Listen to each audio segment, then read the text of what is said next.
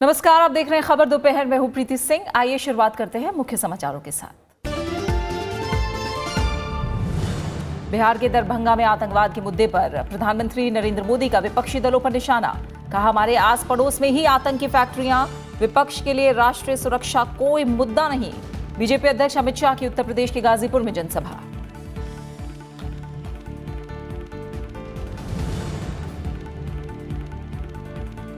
अब से थोड़ी देर बाद प्रधानमंत्री नरेंद्र मोदी का वाराणसी में रोड शो। कल दाखिल करेंगे नामांकन।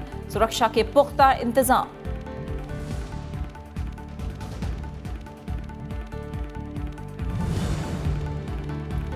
वाराणसी से कांग्रेस ने अजय राय को बनाया उम्मीदवार। चौथे दौर के प्रचार के लिए 3 दिन बाकी। राहुल गांधी ने राजस्थान के जालौर में जनसभा को किया संबोधित। दिल्ली में आम आदमी पार्टी का घोषणा पत्र जारी।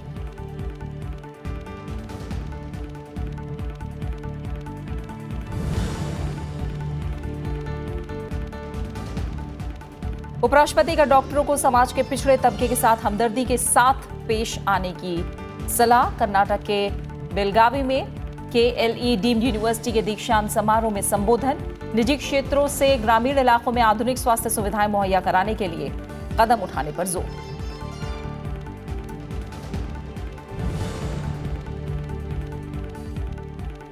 उत्तर कोरिया के शीर्ष नेता किम जोंग उन और रूसी राष्ट्रपति व्लादिमीर पुतिन के बीच पहली मुलाकात। शिखर वार्ता के दौरान दोनों नेताओं ने आपसी संबंधों को मजबूत करने की जताई प्रतिबद्धता। कोरियाई प्रायद्वीप के ताजा हालात पर भी चर्चा।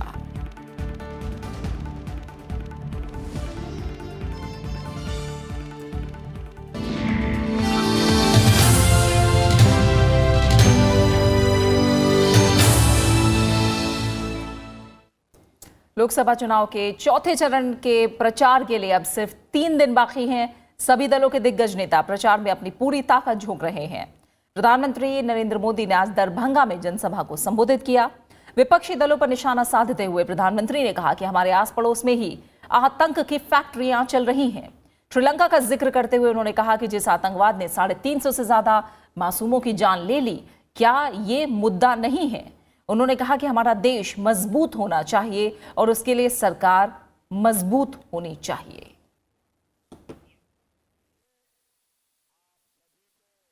मोदी आतंकवाद की बात क्यों करता है? ये तो मुद्दा ही नहीं है। आप मुझे बताइए, राष्ट्र रक्षा और आतंकवाद ये मुद्दा है कि नहीं है? मुद्दा है कि नहीं है? जिस बात की समझ आपको है, देश की जनता को है, वो इन स्वार्थी वंशवादियों को नहीं है। महामिलावट करने वालों, जिस आतंकवाद ने श्रीलंका में 350 से ज्यादा मासूम लोगों को इसी हफ्ते उनकी जान ले ली, क्या ये मुद्दा नहीं है क्या? हमारे आस पड़ोस में ही आतंक की फैक्ट्रियां चल रही है और आतंकवाद कहते हैं मुद्दा नहीं है। भाइयों बहनों, ये आतंकवाद का अगर सबसे बड़ा नुकसान किसी का हुआ है तो मेरे देश के गरीबों का हुआ है। बिहार के बाद प्रधानमंत्री नरेंद्र मोदी उत्तर प्रदेश का दौरा करेंगे और उत्तर प्रदेश के बांदा में जनसभा को संबोधित करेंगे। बांदा में 5वें चरण में 6 मई को मतदान होना है। वहीं उत्तर प्रदेश में 29 अप्रैल को चौथे चरण में 13 सीटों शाहजहांपुर, खीरी, हरदोई, मिश्रिख, उन्नाव, फर्रुखाबाद, इटावा, कन्नौज, कानपुर, अकबरपुर, जालौन, झांसी और हमीरपुर में मतदान होना है।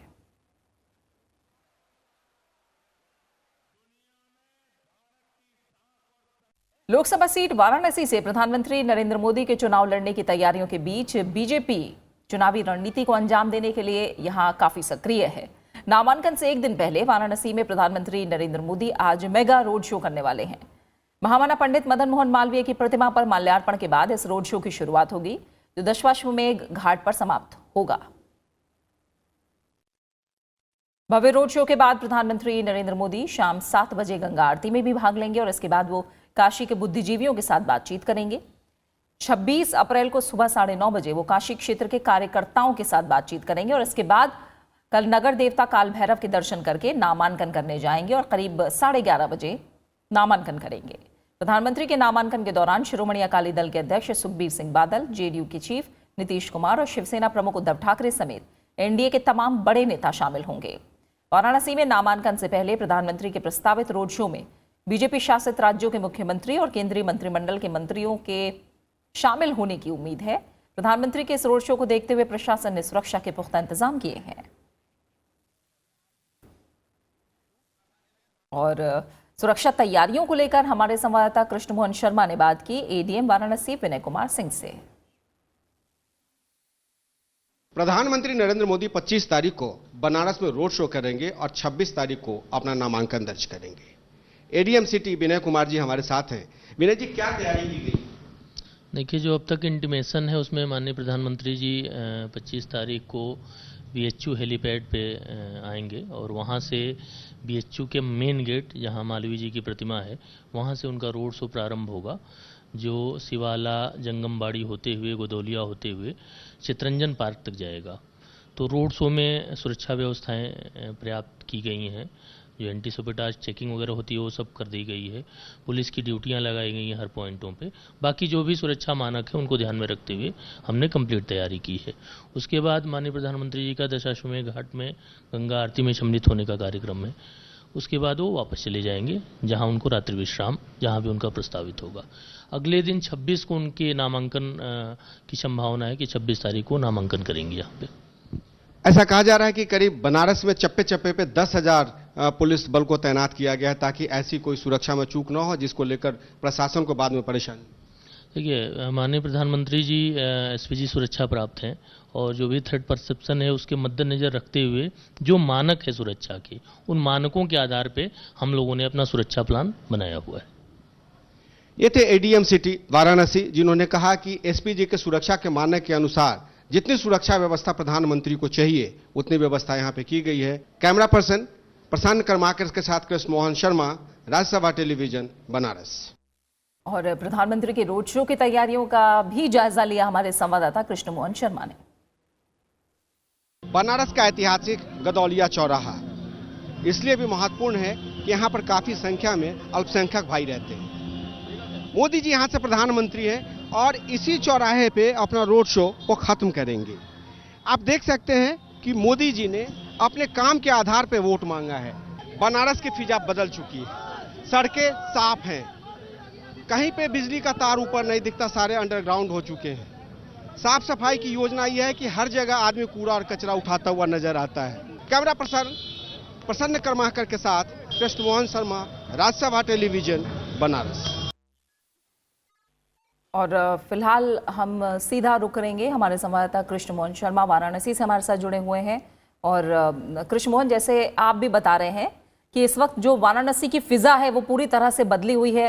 हालांकि प्रधानमंत्री नरेंद्र मोदी के ऊपर पूरे देश में प्रचार का दारोमदार है, लेकिन अब वो वाराणसी आ रहे हैं, अपने संसदीय क्षेत्र में रोड शो करेंगे और करीब करीब 7 किलोमीटर की दूरी इस रोड शो के जरिए वो तय करने वाले हैं।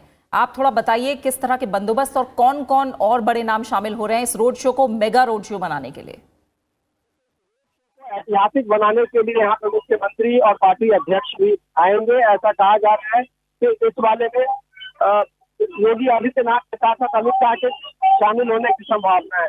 यहाँ तक बात रही कि लोगों का उत्साह इस कदर है कि उत्सव की तरह पूरा माहौल है पूरे वाराणसी। मोदी घर घर मोदी, हर हर मोदी है तो मुमकिन है, मोदी ईमानदार है, घर घर में कमल लहराएगा, झंडा फहराएगा, इस तरह की बातें लोग कर रहे हैं। और इस शो को मेगा शो बनाने के लिए टेम्परेचर बहुत ज्यादा है, इसलिए थोड़ा सा इसमें तब्दीली की गई है कि 4-4:30 बजे के बाद ये प्रोग्राम शुरू किया जाए ताकि तापमान में कमी हो और जो कार्यकर्ता साथ साथ प्रस्थान करेंगे उनको कोई परेशानी नहीं है। बिल्कुल कृष्ण मोहन, फिलहाल बहुत बहुत शुक्रिया इस जानकारी को हम तक पहुंचाने के लिए आपका। और तमाम और भी बड़े नेता हैं जो फिलहाल प्रचार की कमान संभाले हुए हैं अलग अलग जगह। बीजेपी अध्यक्ष अमित शाह आज उत्तर प्रदेश के दौरे पर हैं। गाजीपुर में जनसभा को संबोधित करते हुए अमित शाह ने कहा कि कांग्रेस ने 55 साल तक पूर्वांचल का विकास नहीं किया। उन्होंने कहा कि इस देश की सुरक्षा के साथ कोई कोताही नहीं बरती जाएगी।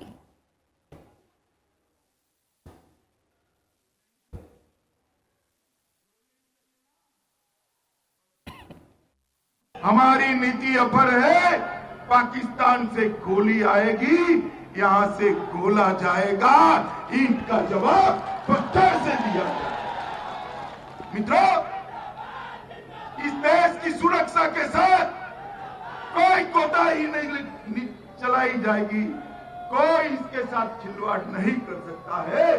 भारत मां की सुरक्षा हमारा सर्वप्रथम दायित्व है।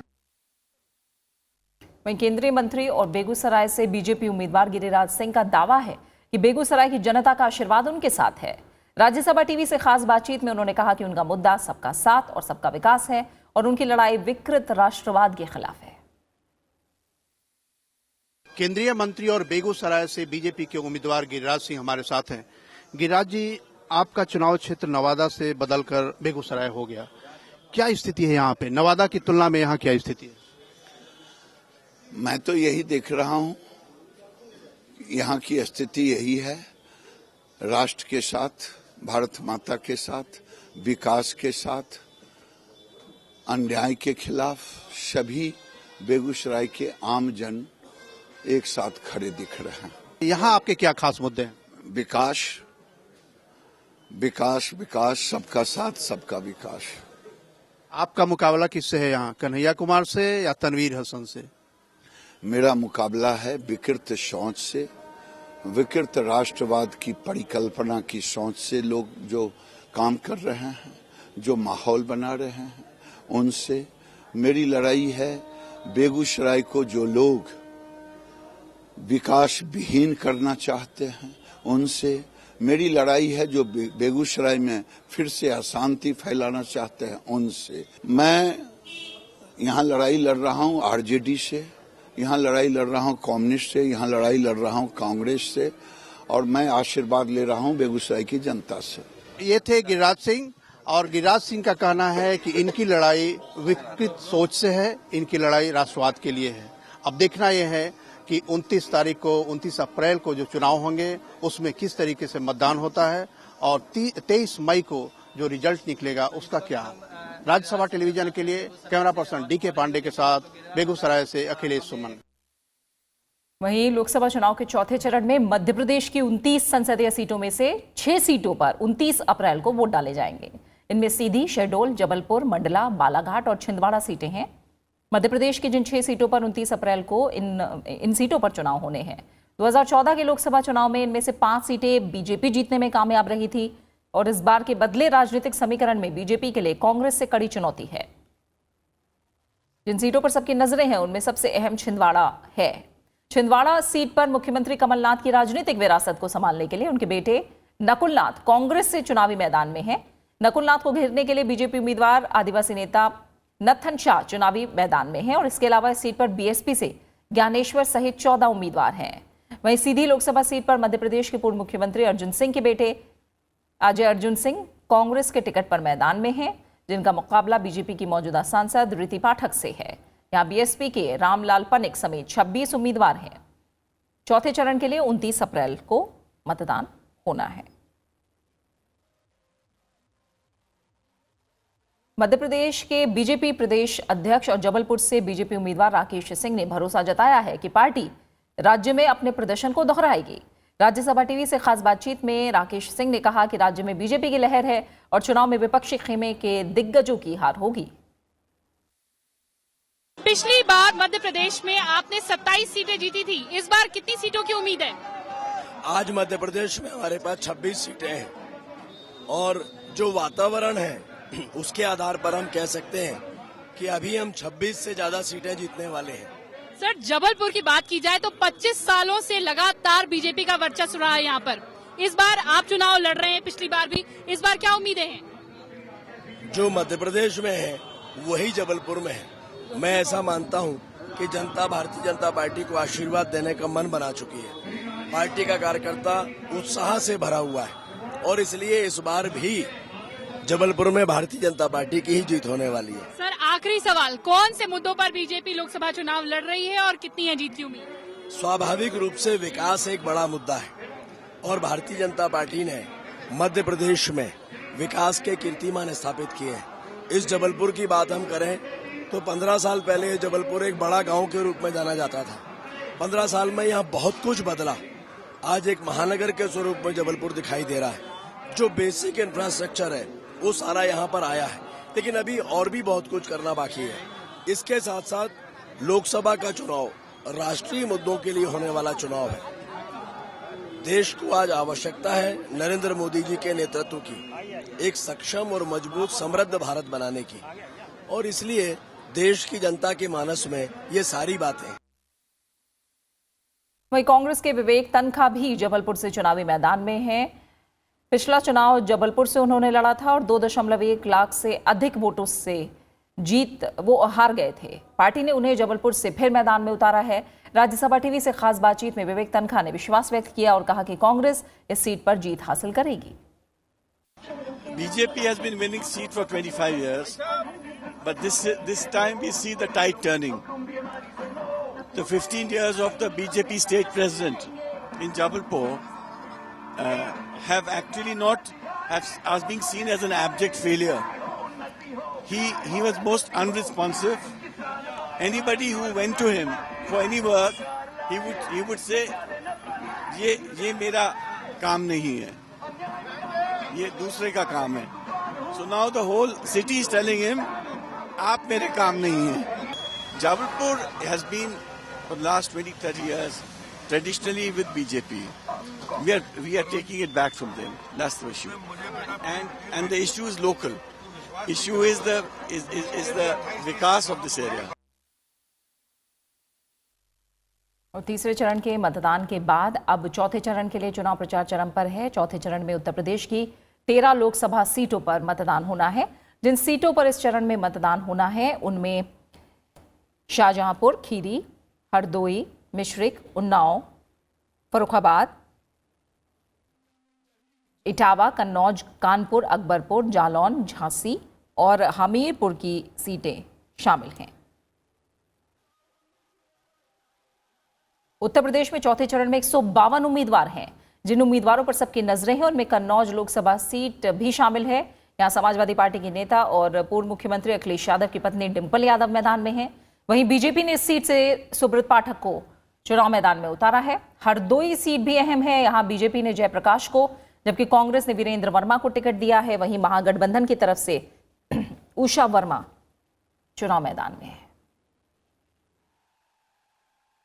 और इस समय हम उरई का रुख करेंगे, जहां हमारे संवाददाता नविक्रम सिंह मौजूद हैं।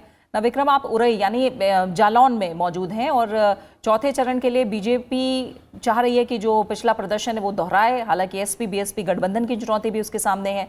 जहां मौजूद है वहां भानु प्रताप वर्मा को फिर से बीजेपी ने टिकट दिया है। 4 बार सांसद रहे हैं, अब 5वीं बार मैदान में है।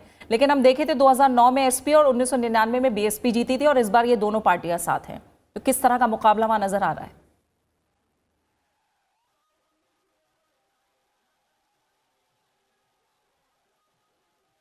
बिल्कुल प्रीति, यहाँ अगर जालौन के सियासी समीकरणों की बात करें तो यहाँ इस बार मुकाबला बेहद दिलचस्प है। 2009 के लोकसभा चुनाव में यहाँ पर समाजवादी पार्टी के जो सांसद बने थे घनश्याम अनुरागी, वो अब बीजेपी में शामिल हो चुके हैं। वहीं अगर जो दूसरे नंबर पर रहे थे यहाँ के मजबूत नेता बीएसपी के माने जाते थे ब्रजलाल खाबरी, वो इस समय गठबंधन का जो कांग्रेस का दामन थामे हुए हैं। ऐसे में यहाँ मुकाबला जो है सियासी समीकरण इस बार 2014 या 2009 के मुकाबले बेहद अलग है और मुकाबला दिलचस्प होने की उम्मीद है। पूरे बुंदेलखंड की बात करें प्रीति, बुंदेलखंड और इस चौथे चरण में जहाँ चुनाव है वहाँ बीजेपी ने सबसे ज़्यादा सीटें जीती थी। कन्नौज को अगर छोड़ दें तो बाकी सब पर बीजेपी काबिज थी। तो चौथे चरण के चुनाव में बीजेपी की कोशिश है कि एक बार फिर वो प्रदर्शन दोहराए। इसी सिलसिले में लगातार यहाँ पर चुनाव प्रचार बेहद जोरों पर है। जिस जगह मैं मौजूद हूँ उरई में, यहाँ कुछ ही देर में प्रियंका गांधी रोड शो करने वाली हैं। इसके अलावा कल यहाँ पर गठबंधन की रैली होगी जिसमें जो अखिलेश यादव सपा के राष्ट्रीय अध्यक्ष और बसपा सुप्रीमो शामिल होंगी। मुख्यमंत्री योगी आदित्यनाथ इस पूरे क्षेत्र में लगातार चुनाव प्रचार कर ही रहे हैं। तो ऐसे में चुनाव प्रचार सियासी पारा तो उफान पर है ही, साथ ही यहाँ पर जो गर्मी है वो भी उफान पर है। तो ऐसे में देखना होगा कि मतदाता यहाँ पर कितना मतदान करते हैं, क्योंकि बाकी प्रदेश के मुकाबले यहाँ झांसी और उरई हमीरपुर इस इलाके में गर्मी ज़्यादा होती है। ऐसे में चुनाव आयोग की भी कोशिश है कि जो मत प्रतिशत है वो कम ना हो, मत प्रतिशत बढ़े। तो देखना दिलचस्प होगा 29 मई को कि मतदाता किसके साथ जाता है और कितना प्रतिशत मतदान होता है यहाँ पर होता है। फिलहाल बहुत बहुत शुक्रिया ना विक्रम, इस जानकारी को उरई से हम तक पहुंचाने के लिए आपका। इस बीच बात दिल्ली की करें तो आम आदमी पार्टी के संयोजक अरविंद केजरीवाल ने लोकसभा चुनाव के लिए पार्टी का घोषणा पत्र जारी कर दिया है। अरविंद केजरीवाल ने कहा कि जो भी सरकार दिल्ली को पूर्ण राज्य का दर्जा देगी, पार्टी उसी का समर्थन करेगी।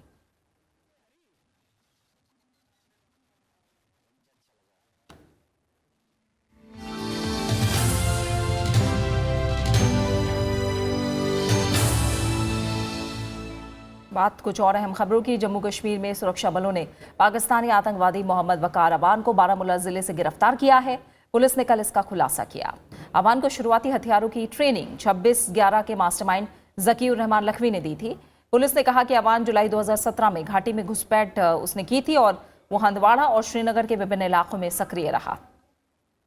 इस बीच दक्षिण कश्मीर के अनंतनाग जिले में सुरक्षा बलों और आतंकियों के बीच मुठभेड़ में सुरक्षा बलों ने आज 2 आतंकवादियों को मार गिराया है। मुठभेड़ स्थल से भारी मात्रा में हथियार और दूसरी आपराधिक सामग्री भी बरामद की गई है।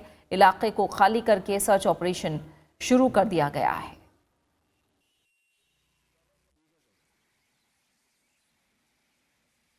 उपराष्ट्रपति वेंकैया नायडू ने मेडिकल प्रोफेशन में कदम रखने वाले युवा डॉक्टरों को पिछड़े तबके के साथ हमदर्दी के साथ पेश आने की सलाह दी है। उपराष्ट्रपति आज KLE डीम्ड यूनिवर्सिटी के 9वें दीक्षांत समारोह में शामिल हुए। इस मौके पर उन्होंने कहा कि चिकित्सा पेशा लोगों की सेवा करने के लिए है और इसे एक मिशन के रूप में देखें। उन्होंने कहा कि डॉक्टर गरीब लोगों की स्वास्थ्य जरूरत को समझें। उपराष्ट्रपति ने गरीबों तक बेहतर इलाज पहुंचाने की अपील भी की। उन्होंने निजी क्षेत्रों से ग्रामीण इलाके में आधुनिक स्वास्थ्य सुविधाएं मुहैया कराने के लिए कदम उठाने पर जोर दिया है। We therefore need to keep a balance. The challenge before all of us is to ensure that healthcare services are not only affordable but also accessible to the common man. The need of the hour is for the private sector to join hands with the government in providing affordable healthcare through public-private partnership. That is the way forward.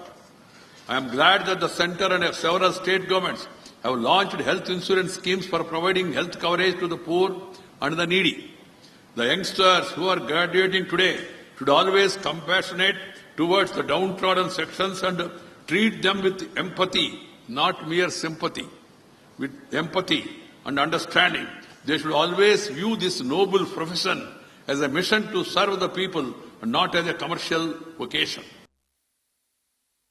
चीन के महत्वाकांक्षी project belt and road forum की दूसरी बैठक में भी भारत शामिल नहीं होगा। आज से शुरू होने वाले 3 दिवसीय सम्मेलन में करीब 37 देश शिरकत करेंगे। चीन के राष्ट्रपति शी जिनपिंग ने बेल्ट एंड रोड प्रोजेक्ट को 2013 में शुरू किया था। इसका मकसद राजमार्गों, रेलवे लाइनों, बंदरगाहों और समुद्री रास्तों के जरिए एशिया, अफ्रीका और यूरोप को जोड़ना है। इस परियोजना के लिए चीन ने अरबों डॉलर अपने 60 साझेदार देशों पर खर्च किए हैं। भारत के विरोध की मुख्य वजह बेल्ट एंड रोड फोरम के तहत चीन की ओर से प्रस्तावित चीन पाकिस्तान आर्थिक कॉरिडोर है।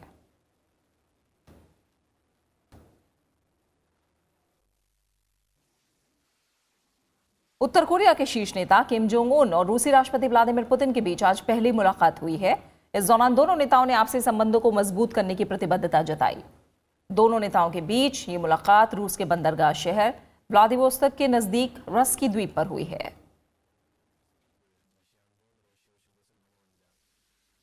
और दुनिया भर में आज विश्व मलेरिया दिवस मनाया जा रहा है। इसका मकसद लोगों को मलेरिया के प्रति जागरूक करना और इसका उन्मूलन करना है। इस बीच दुनिया का पहला मलेरिया का टीका अफ्रीकी देश मलावी में लॉन्च कर दिया गया है। इस टीके की लॉन्चिंग बच्चों को मलेरिया से बचाने के लिए शुरू किए गए पायलट प्रोजेक्ट का हिस्सा है। इस टीके का नाम RTS रखा गया है। ये टीका बच्चों के प्रतिरोधक तंत्र को मजबूत करेगा, जिससे मलेरिया के परजीवी का उन पर घातक असर नहीं होगा।